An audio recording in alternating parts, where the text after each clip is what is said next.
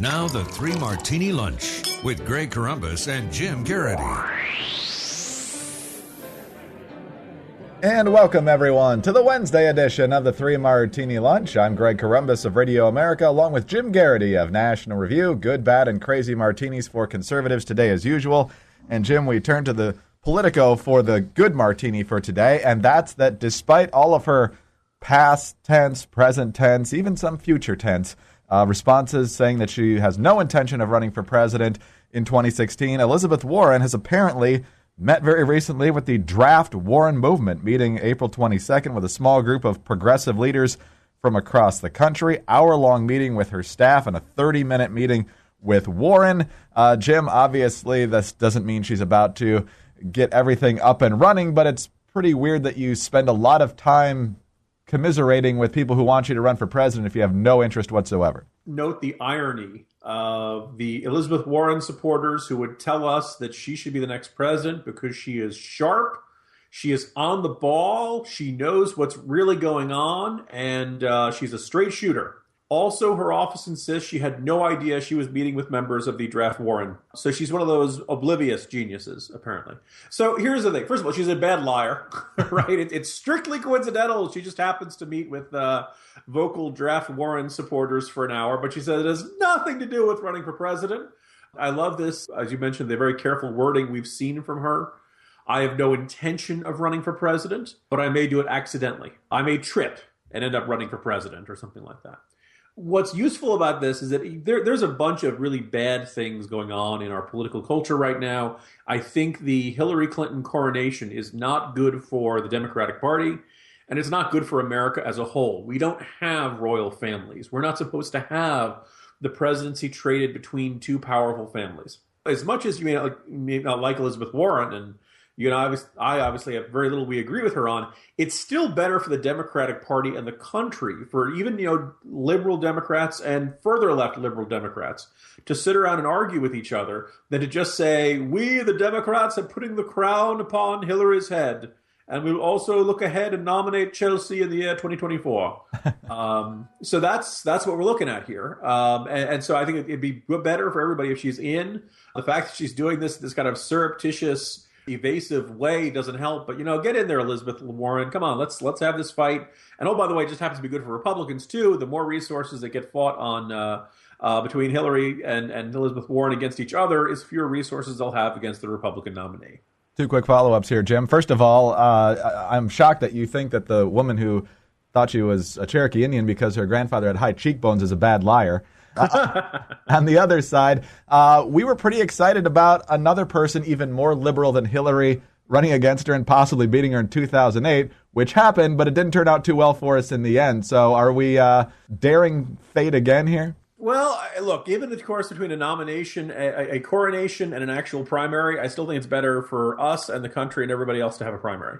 Yes, a tough primary does not guarantee the other side is going to win. And by the way, that's a good lesson for our side as well.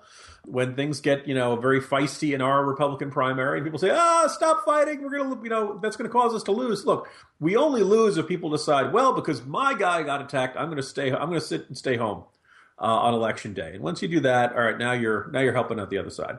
On to the bad martini now. And Hillary Clinton has been getting her fair share of bad press since pretty much February, in case you haven't been paying attention, between the email scandal and the ongoing drip of very questionable activities of the Clinton Foundation while Hillary Clinton was Secretary of State.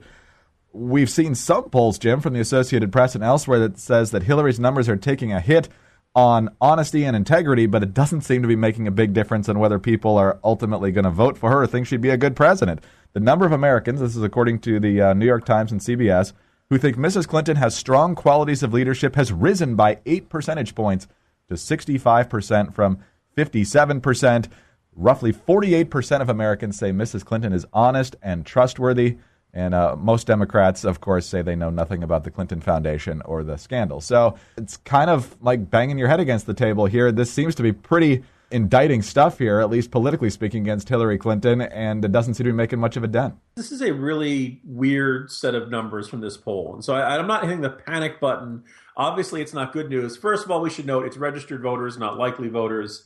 You put a likely voter screen on that, and maybe those numbers don't look quite so good for Hillary. But other little things just kind of jumped out at me. Look at these numbers, Greg. For example, do you approve or disapprove of the way Barack Obama is handling his job as president? This most recent poll from New York Times CBS poll, 45% approve, 44% disapprove, 11% don't know how Obama is doing. Has he not been in the news lately? 6 years in. Right? Has he on the side of a milk cart? Like we can't get the guy off the television. It feels like he's all, and this is a little higher. Like, for example, back in June of last year, 6% didn't know. I know there's gonna be some people who are gonna be like, huh? Well, not really paying attention. But there have been some polls where it's been as low as 4. For some reason, people have less of an idea of how Obama's doing. It's 6 years in, which is just flat out strange. The number is only 6%, for example, say either they don't know or have no answer on the right direction, wrong track question. So maybe this is just a little bit of a weird sample. I noticed also that they asked people, what's the most important issue facing the country today? And they kind of an open-ended question. The economy was 11%. That's the highest. For perspective, about back in September 2013, it was at 22%. Actually, the highest answer in this poll was with 12%. Was politicians or government. So at a time when people are feeling really cynical about their government and kind of feel like things are going in the wrong direction, they feel really good about Hillary Clinton to go in and fix it. I just cannot follow any particular logic on this. And so I just want to say this is the zombie, low information voters are just pressing buttons randomly in response to this. A bunch of whatever responses, just a odd set of circumstances in this, and that just don't really make a lot of sense. But if this really is the case, that Hillary Clinton is now viewed more favorably and is a stronger leader despite all the scandals, I start shopping for real estate in Belize, Greg. All right, on to the Crazy Martini now, and Clinton's also effective in the Crazy Martini here, and this is from Bill Clinton, who is in Africa. We caught up with him with his comment to NBC News a couple of days ago when he was in Tanzania. In this latest incident, he's in Morocco speaking at a Clinton Foundation event. He was being interviewed essentially by a billionaire named Mo Ibrahim, and he was upset that the Clinton Foundation didn't fight back more against charges of pay to play when Hillary was Secretary of State. He says, why isn't anybody from the foundation standing up and having a go at that? What is this money for? People should be standing up and saying, this is all the good projects this money went for. And here's Bill Clinton's response. The first part is the one that's going to get all the headlines. The second one might be the most troubling. I just work here. I don't know. It's our turn, Mr. President, to ask you. It is a democratic exchange. I think, you just look. There's one set of rules for politics in America and another set for real life, and you just have to learn to deal with it. Jim, I don't even know how to throw that to you. For example, a lot of people would say the rules are don't lie under oath.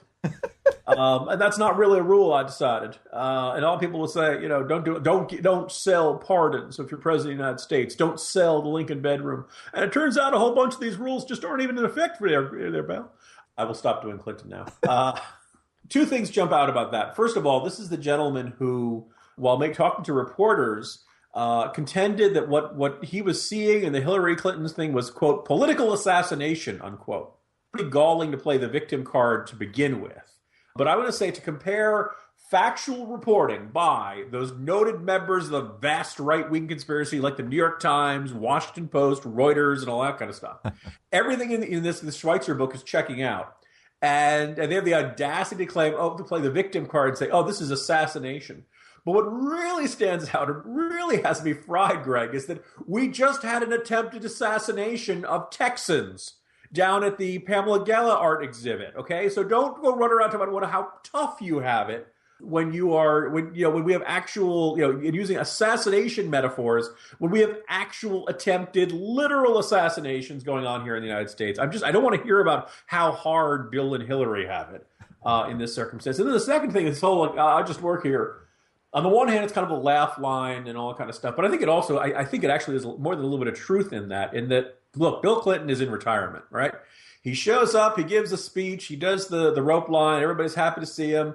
He gets to hang out with his mogul buddies. They travel off to the island where the really unsavory things are going on. And that's what Bill Clinton's life is. So I'm sure he actually, when he says, I just work here, He just shows up and smiles and gives his canned speeches. That's all he does. I bet you he doesn't actually know what the heck is going on in the Clinton Foundation. And by the way, that should be also pretty bothersome, that this allegedly fantastic foundation is basically not being run by the three people who have their names on it. And it's basically just designed as, milking their celebrity for cash and connections and donations. And, oh, by the way, flying them around on first class and charter jets. Maybe on the side, sending a little bit of money to charities and stuff like that. Fun times. He's had quite the week. He's got to pay the bills. He just works here. Nothing knowingly inappropriate. We've gotten the full Clintonian spread, and it's only Wednesday. Yeah, I was going to say, the I got to pay my bills, so the guy with the net worth of $200 million. I'm sure he's checking the couch cushions for loose change. Jim, talk to you tomorrow. See you tomorrow, Greg. Jim Geraghty of National Review. I'm Greg Corombos of Radio America. Thanks for being with us today, and tune in again on Thursday for the next 3 Martini Lunch.